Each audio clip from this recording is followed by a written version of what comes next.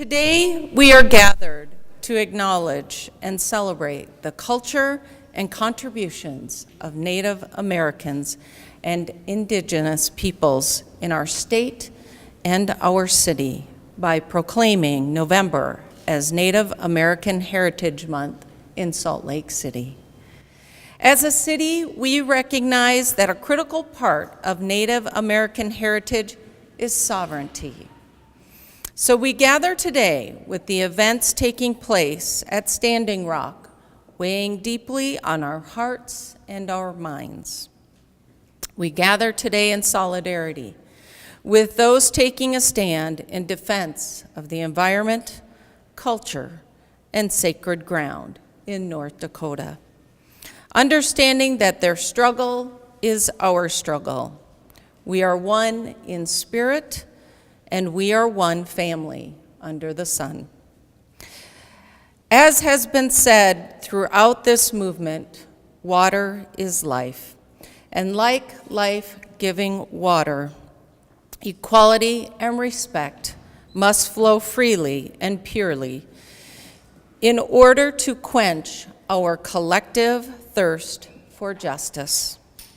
A few weeks ago, I joined like-minded mayors from across the country in a letter to President Barack Obama.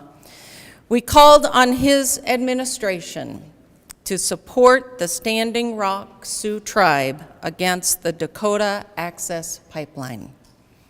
Our request was simple: halt further construction until a full environmental and cultural review is completed.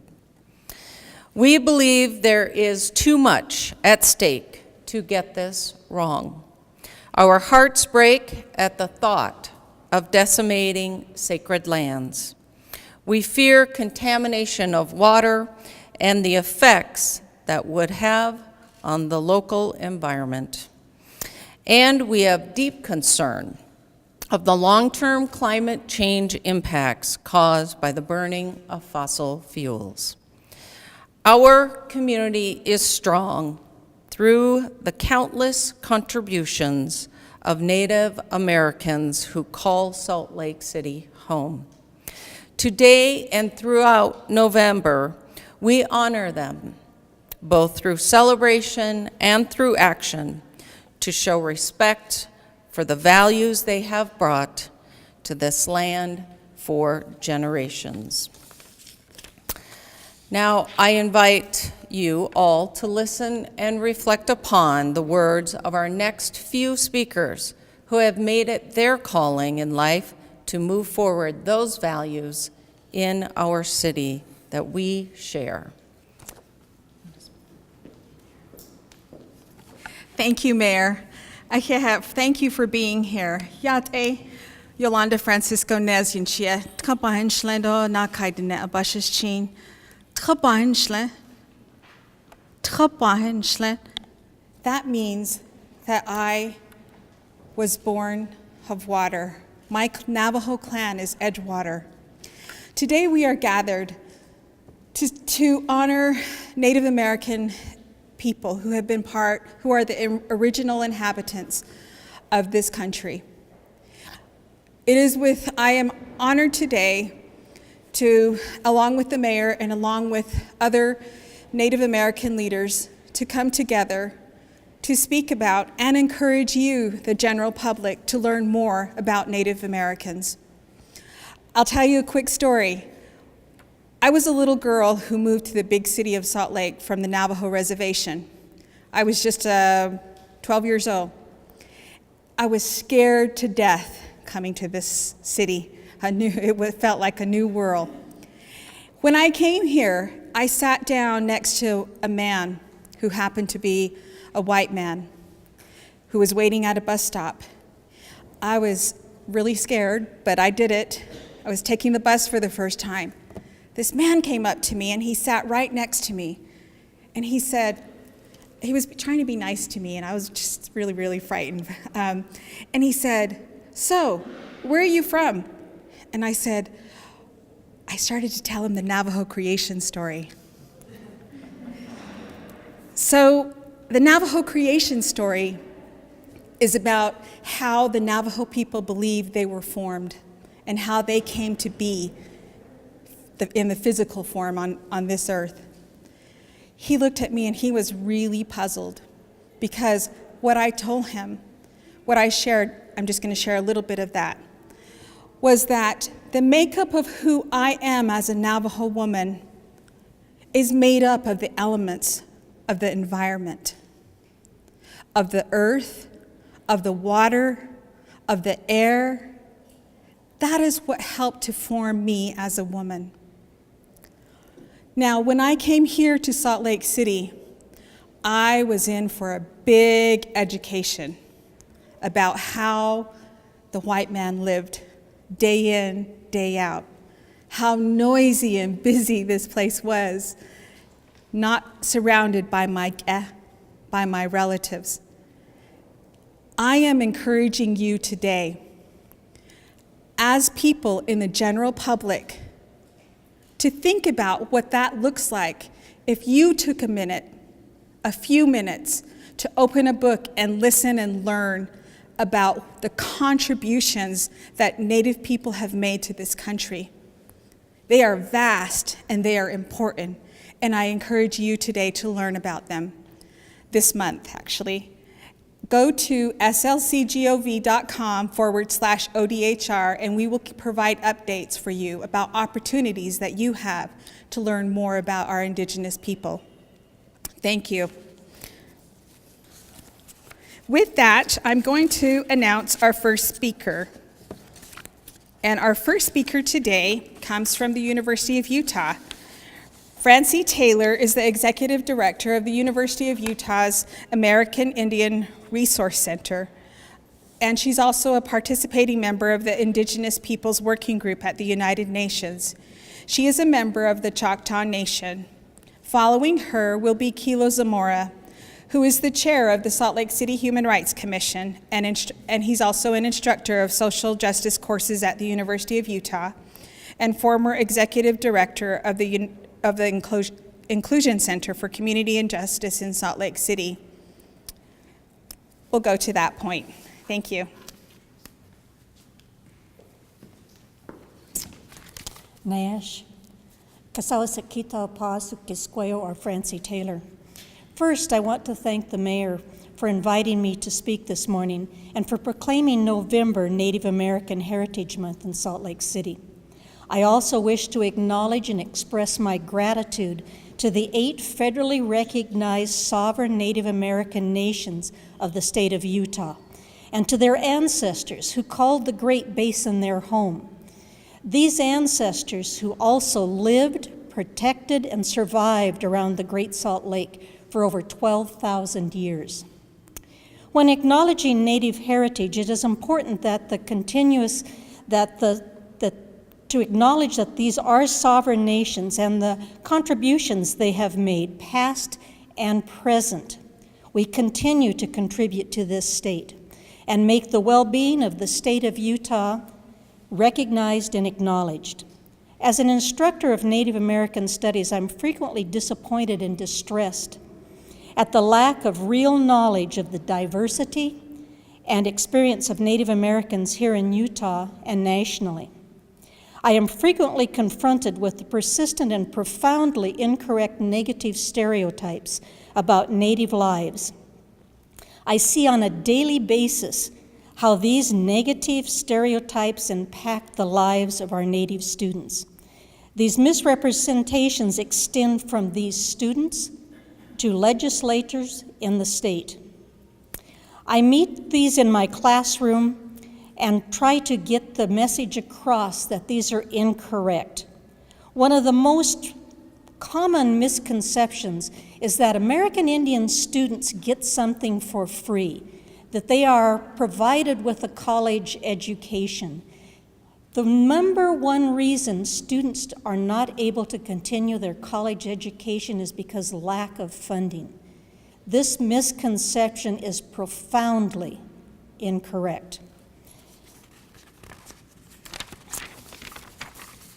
That is why, one of the reasons that I'm asking everyone to embrace Native American Heritage Month, and that the citizens of this great city and state take the time to educate themselves about the truth and the reality of American Indian, Native American lives and the contributions that they have made to this state.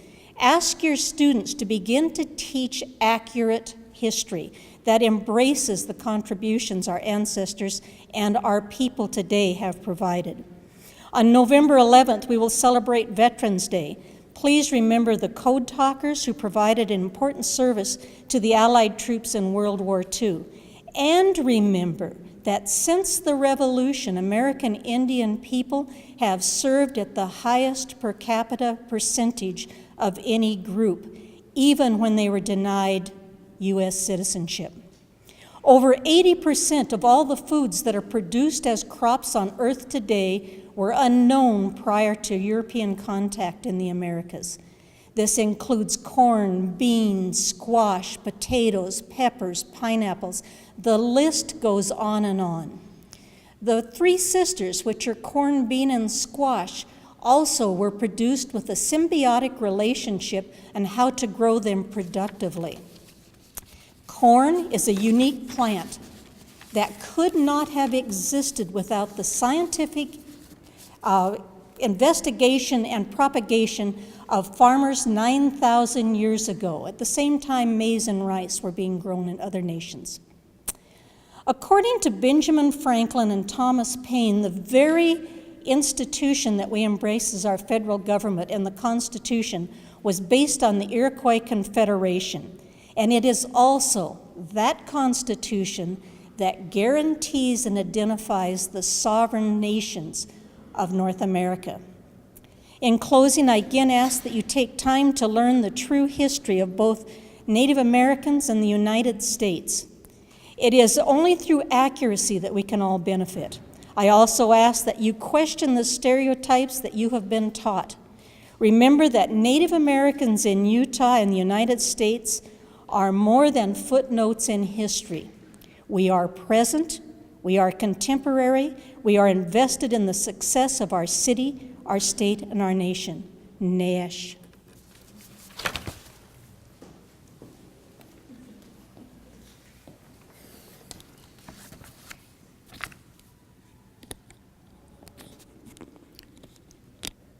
Good morning. Thank you to the city for taking time to host this press conference to proclaim November Native American Heritage Month.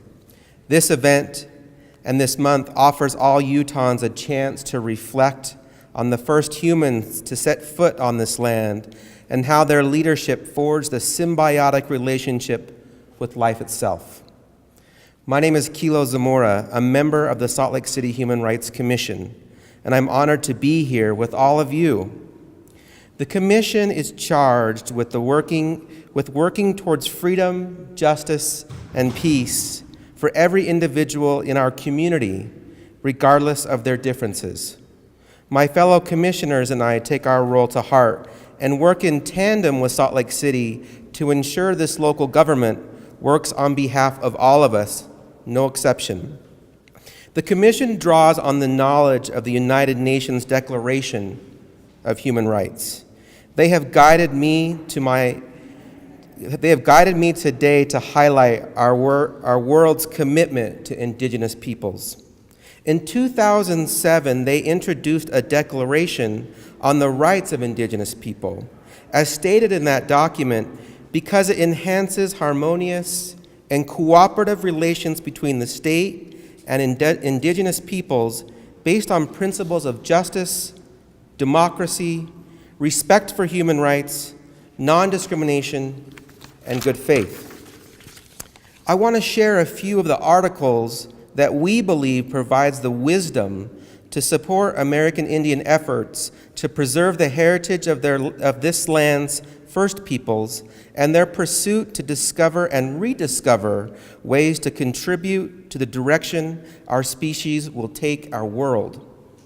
In Article 3, indigenous peoples have the right to self-determination. By virtue of that right, they freely determine their political status and freely pursue their economic, social, and cultural development. And Article 26. Indigenous peoples have the right to the lands, territories, resources which they have traditionally owned. They have the right to use, develop, and control those lands, territories, and resources that they possess by reason of traditional ownership or other traditional occupation. And finally, states shall give legal recognition and protection to these lands, territories, and resources. Such recognition shall be conducted with due respect to the customs and traditions. We hope that you too will use this declaration as a guide to strengthen ties with the first people of this nation. And if you would like more information about the Salt Lake City Human Rights Commission, please search for us on the city's website at slcgov.com. Thank you. Thank you, Francie and Kilo. Our next two speakers will be we'll hear from James Singer.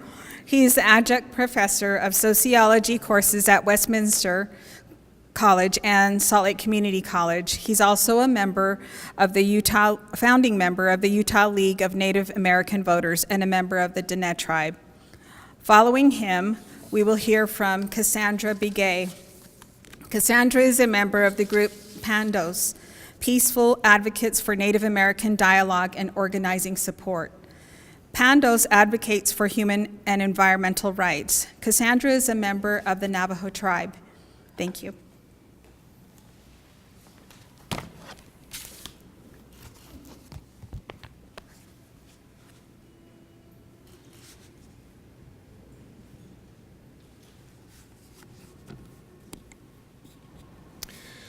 My name is James Courage Singer. I'm a resident of Salt Lake City, and I'm Navajo.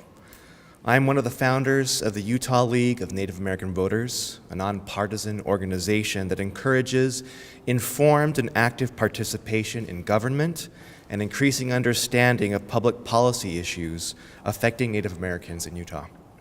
We work to support indigenous collective action and facilitate conversations between tribes and public leaders. I want to thank our mayor for officially declaring November Native American Heritage Month, and also for the proactive approach she has taken towards Native peoples.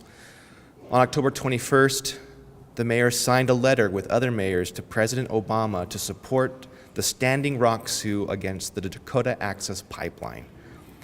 I wish to convey how much that means to me.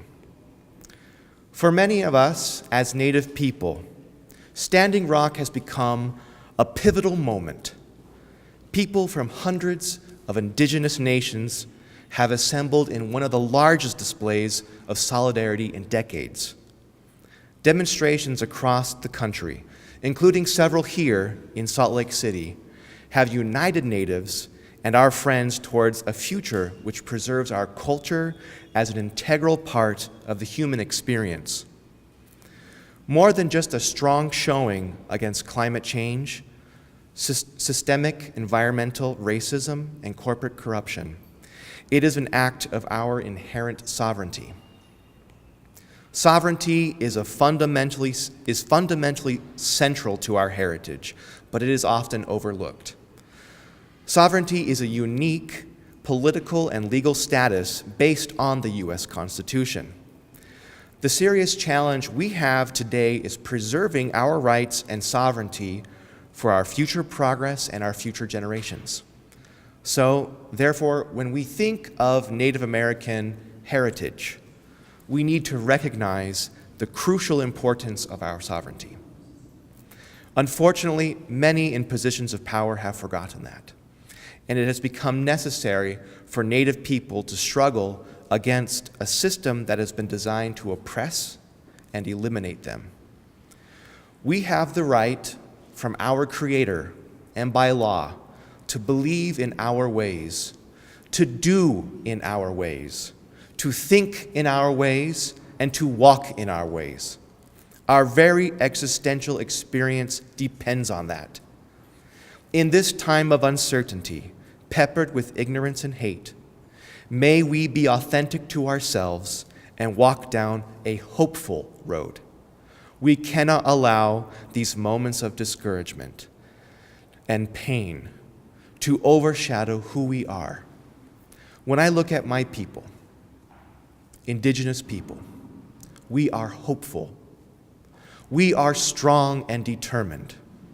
We are funny and loving. We are vibrant and smart and successful. As we commemorate Native American Heritage Month, may we walk together stronger, better, and higher.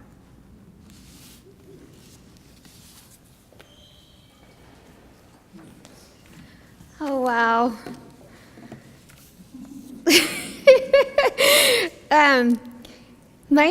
First of all, thank you, Mayor, for having me here today, and for all of us. Thank you for this opportunity at Dialogue, and thank you for your support in this resolution.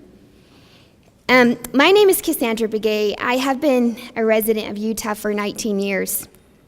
I've spent the majority of my life going to school here and working here, trying to, in one shape or another, help the local community. And I'm so sorry, I get emotional.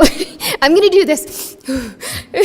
I've never been in a situation like this where I've had the ability to talk like this, but I'm really happy to be here, and so I'm gonna gather myself. I am currently a member of PANDOS. I joined this group, and PANDOS stands for Peaceful Advocates for Native Dialogue and Organizing Support. We welcome people of every color, creed, and ethnicity to be one.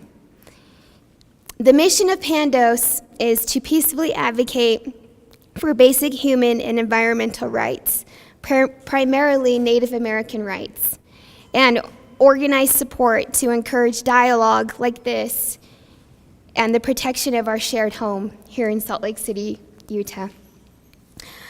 My most favorite thing about living in Salt Lake City is the environment and how close I am to some of the most beautiful and enjoyable outdoor life I have ever seen.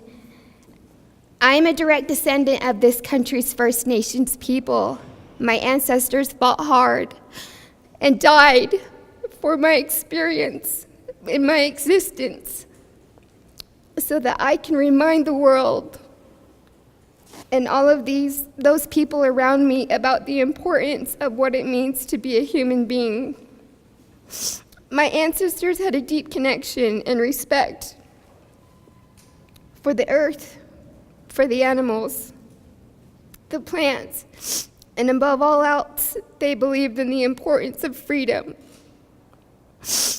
Nothing was more important to them than their freedom and our natural-born rights of freedom as a human being. I stand here in observation of the world today, heartbroken, because there are some people in this world with significant power who, for whatever reason, thinks that human beings shouldn't have basic human rights and freedom. And they will go to great lengths to brutalize us and oppress us just to gain financially off of our broken spirits. I've never met the mayor before, but I feel her and I have a lot in common. We have both seen firsthand the horror of what can happen when people in positions of power violate human rights. I am grateful for the opportunity to speak about something that is not only important to you and me, Mayor, but also to the residents of Salt Lake City. This resolution is important because it means that Salt Lake City does not stand for any violation of any human rights. It means that Salt Lake City cares about their Native American citizens. For most of us out there, the world is talking about Standing Rock. Standing Rock is important to Utah because, like Standing Rock, we live in a beautiful, sacred land and share our home with Native communities. Recently, I drove out to North Dakota, and I saw a peaceful protest conducted by First Nations people. Like Utah, the land out there was beautiful and there was a lot of water. If the Dakota Access Pipeline broke, because that's what pipelines do, it would leak into the major water source for millions of humans in America who depend on it for drinking water. This should be important to Utah and Salt Lake City as well, because the residents of Salt Lake City experienced the danger and damage firsthand in 2010 when a Chevron crude oil pipeline ruptured in our own backyard. It spilled 800 gallons of oil into the Jordan River and Red Butte Creek. The oil spewing out of this ruptured oil pipeline contaminated the water, wildlife, vegetation, and jeopardized the public health of thousands of Salt Lake City citizens. I am one of them. There are human rights being violated in Standing Rock, and this should be important to Salt Lake City because the state of Utah and Salt Lake City should not stand for any violation of any human rights. Since my visit to Standing Rock, over 150 peaceful protesters have been arrested. More recently, several others have been shot in the face with rubber bullets. They're being tased, attacked, and bitten by dogs. Pepper sprayed just for peacefully standing up in what they believe. In Iowa, farmers are having their land stolen and sent to jail for protesting eminent domain. Government there is increasing tensions by bringing MRAP vehicles, militarized vehicles, using strong arm tactics and unlawfully arresting peaceful demonstrators. It is unconstitutional for government to take land from tax-paying individuals and give it to a multi-billion-dollar company to make more money. Eminent domain is for public good. This pipeline is not a public company. This private corporation will profit from destroying the land and disrupting people's lives under the guise of public good. There are 38 banks who have given this corporation over $10 billion in loans and credits to destroy the land. Human rights are a big issue in America, yet all we hear about nowadays is corruption. I believe that the people of Utah are lucky to have elected a better government like our mayor. People like you, Mayor, people like me, trying to make a change and lift others up. Utah citizens need to see an example of good governance so people help and continue to be that change and make decisions that positively impact issues affecting First Nations people in our local community by treating us like humans who share this beautiful home of Salt Lake City, Utah together. Thank you.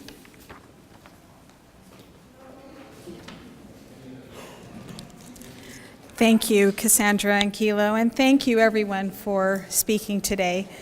We'll now turn the time over to Mayor, who will sign the proclamation, and we'll just have our speakers come forward and gather around her, and we'll conduct that official signing. Again, I encourage everyone to check out a list of activities that you can participate in at slcgov.com/ODHR.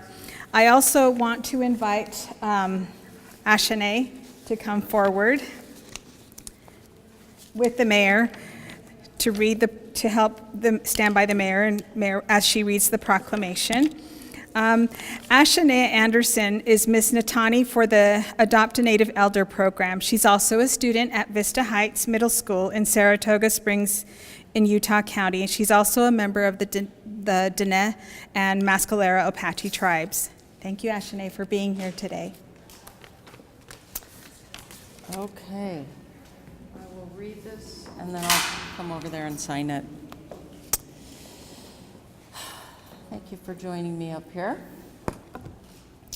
Whereas Native Americans, the indigenous peoples of North America, lived on this vast landscape long before Europeans arrived. And whereas Native Americans continue to hold strong familial traditions that have endured the centuries and are passed on from one generation to another, and whereas Salt Lake City is home to to several Native American people, representing the Dene, Ute, Shoshone, Paiute, Goshute, and other tribes that enhance the cultural diversity of the city. And whereas Native Americans have contributed immensely to our city and our country, distinguishing themselves as educators, business owners, artists, and defenders of our nation, who have played a pivotal role since the Revolutionary War, but especially in World Wars I and II, when they served as invaluable code talkers and transmitted messages in the Native American languages, untranslatable at the time. And whereas the earth and its natural elements are intrinsic parts of the Native American soul and well-being, and as a society, we stand to learn from those who place reverence and value on the water, air, and precious landscape that also provide for spiritual sustenance and healing.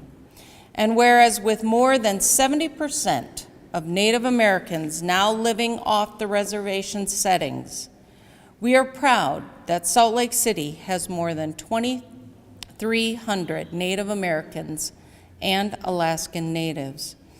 And whereas each November we commemorate Native American Heritage Month to celebrate the rich history of the original inhabitants of North America and to recommit to the broader struggle for human rights and lowering of barriers for Native Americans.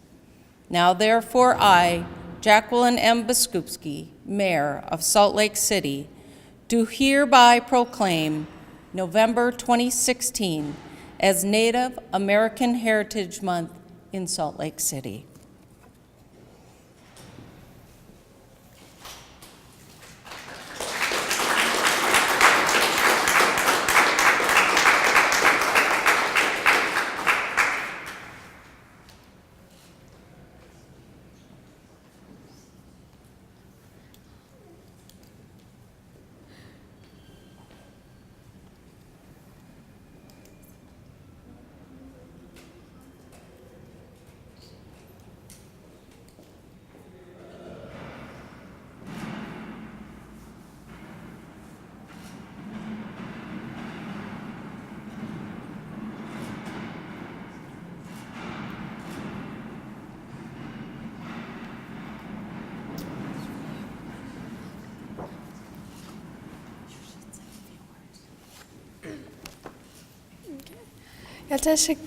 Yalteshikero Shane, Shea, Shane Anderson in Shema, Heather Andersonoya, Shija, Terry Garnoya, Natlana Nashla, Tobahana, Dalgaidona, Shijibashin, Bilagana Dashna, Dobilagana Dashiche, Akutao Shikea Janishla. Hello, everybody. My name is Ashnae Anderson. I proudly represent Miss Natani, First Attendant for Adopted Native Elder on the Navajo Nation Res. I also proudly represent Miss Arrow Lakes 2016-2017 up on the Arrow Lakes Spokane Res. I'd like to thank the mayor for making this happen. Like, without her, this wouldn't be happening. And everybody else is right. Water is life. So, yeah.